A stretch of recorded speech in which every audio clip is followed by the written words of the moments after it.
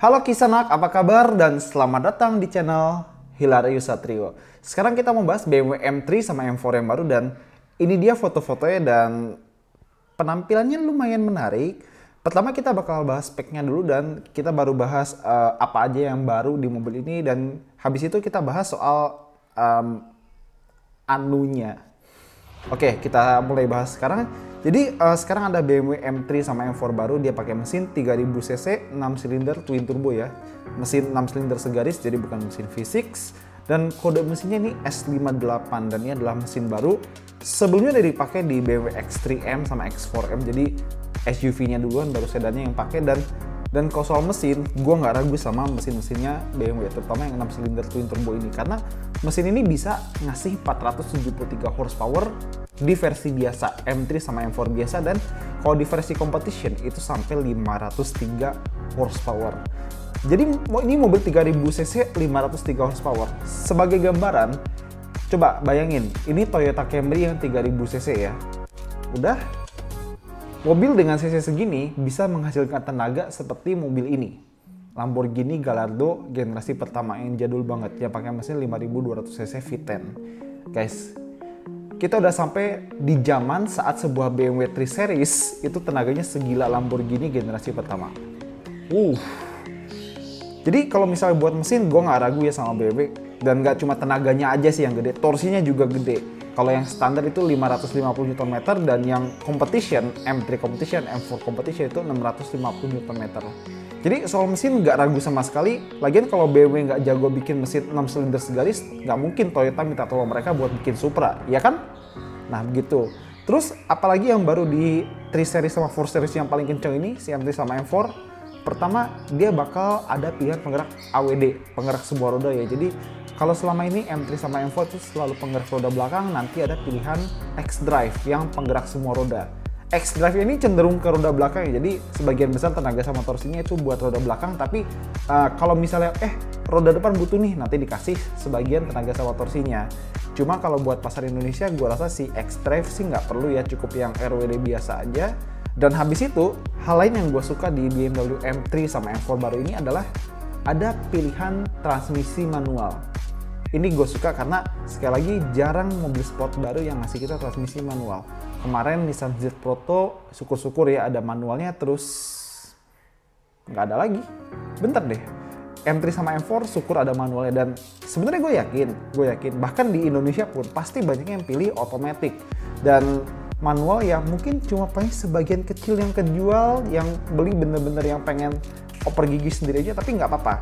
Gue lebih seneng dikasih pilihan gini daripada transmisinya cuma satu doang. Jadi kayak dikasih nih mau yang otomatis atau yang manual, bebas milih gitu.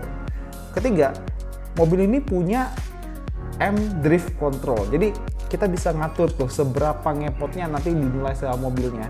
Dan mobilnya juga punya traction control dengan 10 tahap intervensi. Jadi mau diatur dari tahap 0 sampai 10 itu kita yang atur.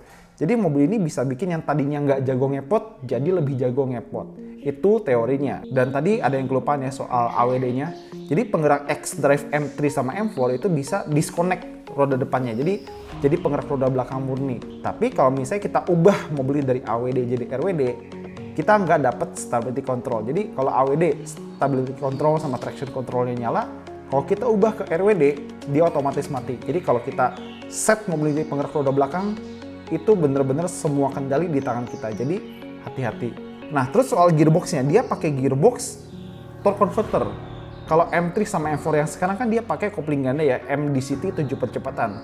Sekarang 8 percepatan, tapi bukan kopling ganda, cuma torque converter biasa. Ya harusnya ada alasan sih kenapa mobil ini pakai torque converter. Apa mungkin teknologi torque converter sekarang sudah jauh lebih bagus dan perpindahannya jauh lebih cepat dan lebih halus daripada kopling ganda biasa. Tapi emang ada beberapa transmisi torque converter yang respon dan cepatnya itu lebih bagus daripada transmisi kopling ganda. Dan mungkin kita akan menemukan pembuktiannya di mobil-mobil BMW baru ini. Terus kita masuk ke performa ya. Mobil ini 0 ke 100-nya 4,1 detik buat yang standar. Terus kalau buat yang competition, yang 503 horsepower itu 3,8 detik. Standarnya ya, top speed mobil ini 255 km per jam. Dan kalau misalnya pengen dibuka limiternya, dia bisa sampai 290 km per jam. Dan ada yang kelupaan, kita cuma bisa pilih transmisi manual di M3 biasa dan M4 biasa. Kalau kita pengen M3 competition atau M4 competition, kita cuma bisa pilih otomatis. Sekarang kita mau lihat bagian dalamnya ya. Bagian dalamnya ini gue suka banget sama bentuk jok bucketnya. Dia pakai bahan karbon, terus bentuknya keren. Terus kelihatan dari foto ini kayak supportnya juga mantep ya di bagian kanan kiri. Jadi kayak bakal ngedekep banget gitu. Kalau misalnya kita nikung-nikung, kita nggak bakal banyak geser, itu kelihatannya. Tapi kita coba nanti pas mobilnya udah masuk di sini ya. Terus di setirnya itu dia ada pedal shift yang gede banget dan ada kayak gripnya gitu. Kayaknya bakal enak dipegang. Terus persnelannya juga baru, persnelan BMW M. Dan di sini ada 2 tombol merah buat quick setting. Ada M1 sama M2. Jadi kita bisa pasang settingan favorit kita di masing-masing tombol itu. Misalnya kita mau setting yang santai banget di M1, pencet 2 kali. Mau yang ugal banget di M2, pencet 2 kali. Terus kalau misalnya lagi pengen masuk ke salah satu settingan, tinggal pencet tombol itu 2 kali, langsung masuk ke settingan yang kita suka. Itu turunan dari BMW M8 M8. Oke, kita udah selesai bahas speknya, sekarang kita bahas penampilannya, terutama anunya. Pertama-tama, gue suka warna BMW M3 yang baru. Gue suka warna hijaunya, katanya nama warna hijau ini adalah Isle of Man Green. Bagus juga sih, jadi kelihatan tuh garis-garis bodi itu lebih mencuat di M3, dan kalau di M4 karena nggak banyak garis yang mencuat dan dia pakai warna kuning ya oke. Tapi kalau warna gue lebih suka si M3 baru, kelihatannya cocok sama bodinya. Tapi sebelum itu gue pengen tekenin beberapa poin. Pertama, opini itu sangat subjektif dan semua orang boleh punya opini atau pendapat yang berbeda. Kedua, gak semua orang harus sepakat antara opini yang satu dengan opini yang lain. Semuanya boleh beda dan boleh tidak sepakat. Ketiga, adanya perubahan opini seiring waktu berjalan itu adalah sesuatu yang wajar. Jadi misalnya hari ini bilang suka, besok tidak suka, atau sebaliknya hari ini bilang tidak suka, besok suka, itu adalah sesuatu yang sangat wajar terjadi. Itu biasa. Dan menurut gua, ini adalah BMW M3 dan M4 dengan grill paling aneh yang pernah gua lihat. Gue bisa bayangin kalau misalnya Rosa itu suka BMW dan dia ngeliat grill ini, dia akan langsung nyanyi Ku Menangis. Dan grill seperti ini memang akan jadi perdebatan saat yang mengeluarkan itu sebuah BMW, sebuah merek Jerman. Karena biasanya orang Jerman kalau bikin mobil itu selalu evolusi, berubahnya pelan-pelan dan gak pernah bikin kaget, gak pernah bikin shock, dan gak pernah bikin kontroversi. Jarang bikin kontroversi. Tadinya grillnya BMW itu selalu ya oke lah, pelan-pelan membesar tapi masih proporsional. Terus begitu di generasi baru ini grillnya jadi segede gaban gitu ya. Jadi kalau petugas COVID itu pengen swab test ke grill BMW M3 sama M4 itu gampang. Dan ini kenapa ini jadi kontroversi? Karena BMW yang bikin. Kalau misalnya yang bikin itu produsen Italia kayak Alfa Romeo misalnya, yang emang suka eksperimen di grill dan emang terkenal dengan grill segitiga yang terbalik dan gede, mungkin nggak akan jadi masalah karena merek Italia emang suka desainnya bereksperimen aneh-aneh. Atau nggak usah Italia, Prancis juga eksperimen desainnya suka ada-ada aja. Tapi kontroversi ini emang selalu muncul tiap kali ada sesuatu yang baru, yang revolusi, yang mengubah sesuatu tanpa dugaan kita sebelumnya. Jadi emang banyak yang terpecah opininya tentang grill BMW M3 sama M4 baru ini. Ada yang suka, ada yang nggak suka, tapi itu hal yang wajar. Dan ini menurut gue ya, ini menurut gue, kita boleh nggak suka sama sesuatu, boleh. Tapi minimal kita harus ngerti dulu apa sesuatu yang nggak kita suka itu, apa alasan dibalik terciptanya itu, baru kita bisa jelasin, oh saya tidak suka ini karena begini, saya tidak suka itu karena begitu. Jadi oke, boleh nggak suka sesuatu, tapi kalau kita bisa menjelaskan kita tidak sukanya kenapa, itu akan jauh lebih respectable, jauh lebih layak dihormati. Jadi nggak cuma sekedar nggak tahu, nggak suka aja, itu agak gimana gitu. Jadi kenapa BMW baru kayak misalnya X7, 7 Series yang baru, M3 dan M4 ini grillnya gede-gede. Kalau dari BMW bilang, kalau buat mobil-mobil seperti X7 dan 7 Series, itu masukan dari salah satu pasar atau negara di mana BMW itu paling laku banget. Dan pasar itu adalah pasar Tiongkok atau pasar Cina. Di sana, konsumen-konsumen di sana itu lebih suka mobil yang grillnya gede. Karena grill gede di sana itu menunjukkan status sosial atau status mobilnya. Jadi semakin gede grillnya, semakin mewah mobilnya. Dan sebenarnya waktu ngeliat X7, gue liat di foto, grillnya gede banget. Tapi begitu lihat aslinya di Gias, mobil gede, grill gede. Pas juga ternyata. Terus di 7 Series ya sedan gede, grillnya agak sedikit gedean sih. Dan untuk di M3 sama M4 sendiri, BMW bilang kalau misalnya grill gede ini selain buat memperkuat identitas grill double kidney-nya BMW, ini juga buat pendinginan. Jadi selain biar udara tuh bisa masuk buat dinginin mesin, itu juga ada saluran udara buat remnya, buat dinginin remnya. Jadi mungkin kita boleh nggak suka sama grill baru ya BMW, tapi minimal kita harus ngerti alasan kenapa grill baru ini tercipta. Seperti itu. Selanjutnya, opini gue ini tentu saja belum final, karena gue sama seperti kalian, gue baru ngeliat si M3 sama M4 ini lewat foto atau video doang. Dan kadang ngeliat dari foto atau video doang itu sangat-sangat kurang afdol.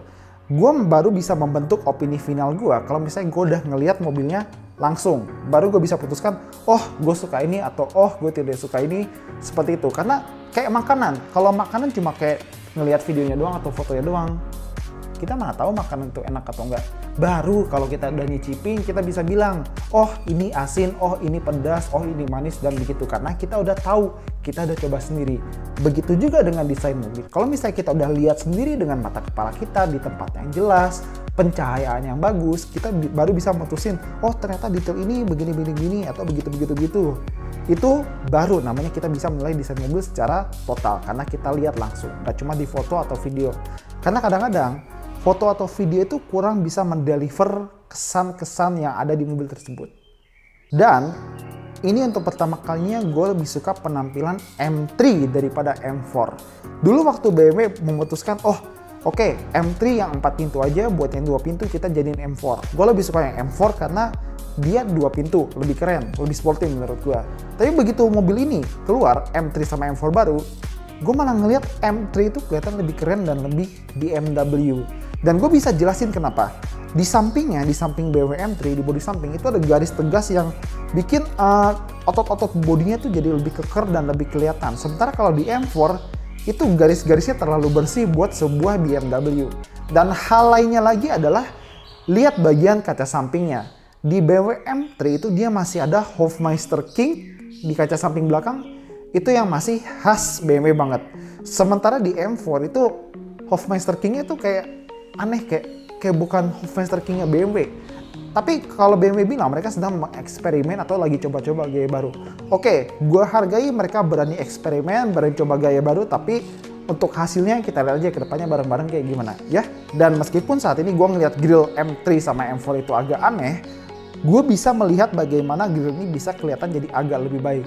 Pertama, jangan pasang plat nomor di grillnya. Gue tuh pengen ngelihat BMW tuh geser plat nomornya itu ke sebelah kiri aja, ke sebelah penumpang. Kayak misalnya Alfa Romeo Giulia sama Mitsubishi Lancer Evolution 10. Kan mereka plat nomor kan di samping ya. Cuma misalnya kayak M3 sama M4 ini kalau emang pengen nonjolin grillnya yang gede itu plat nomor minggir aja deh ke samping, jangan di situ kayak orang pakai koyo gitu. Kurang cocok aja. Kedua, gue bisa melihat mobil ini jadi lebih keren kalau dia pakai warna hitam. Beneran, coba lihat M3 warna hitam ini. Ini menurut gue lebih keren, apalagi dengan grill yang gede itu yang warna hitam gelap, itu kayak misterius banget nih mobil. Terutama kalau misalnya udah nyalain mesin, pasti suaranya sangar banget. Tapi saat ngeliat langsung pun belum tentu pendapat gue akan berubah. Karena ya sebenarnya ada sih mobil yang gue lihat di foto itu agak aneh, tapi begitu lihat langsung, ternyata bagus, ternyata cakep. Contohnya itu Mazda 3 yang hatchback.